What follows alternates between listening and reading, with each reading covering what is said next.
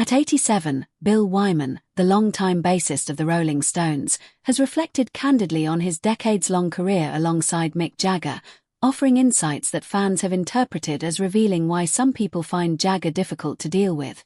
Though Wyman's observations are less about personal animosity and more about the realities of navigating the pressures, personalities, and egos within one of the most famous bands in rock history.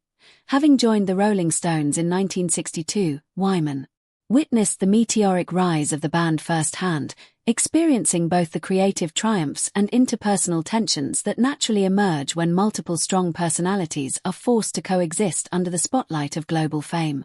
According to interviews and his memoirs, Wyman acknowledges that Jagger's relentless drive, perfectionism, and singular focus on his vision often created friction with other members, particularly when decisions about songwriting, touring, and public image needed to be made.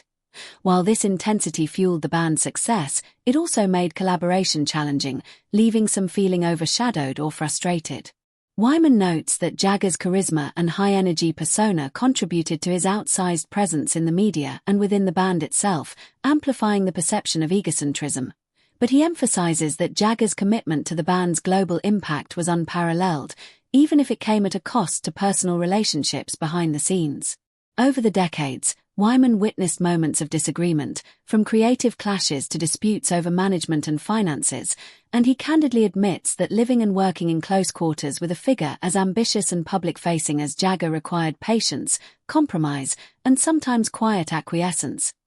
This dynamic, Wyman explains, is less about Jagger being unlikable in the personal sense, and more about the challenges inherent in balancing artistry, fame, and interpersonal harmony. Within one of the most scrutinized bands in music history, fans often interpret Wyman's reflections as critical, but the truth is nuanced.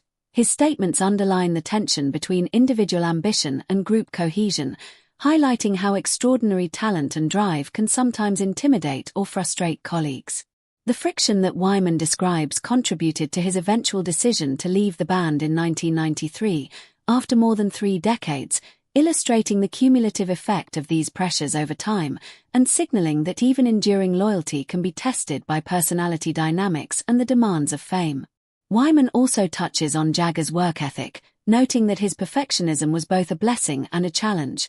While it pushed the band to innovate and maintain relevance across decades, it also made compromise difficult and amplified minor disagreements into emotionally charged situations. Outside the band, Jagger's magnetic personality and media presence often intensified these internal tensions, as public expectations and constant scrutiny added another layer of pressure that few bands experience. Yet Wyman balances critique with admiration, acknowledging that Jagger's leadership, performance skill, and instinct for reinvention were key to the band's unparalleled longevity, even if that same intensity occasionally alienated those closest to him.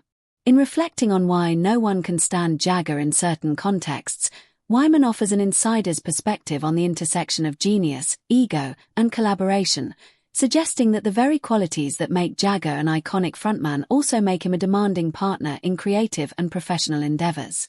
The larger takeaway is that navigating decades of success, creativity, and interpersonal dynamics within a legendary band requires resilience, emotional intelligence, and acceptance that conflict is often unavoidable when talent and ambition collide.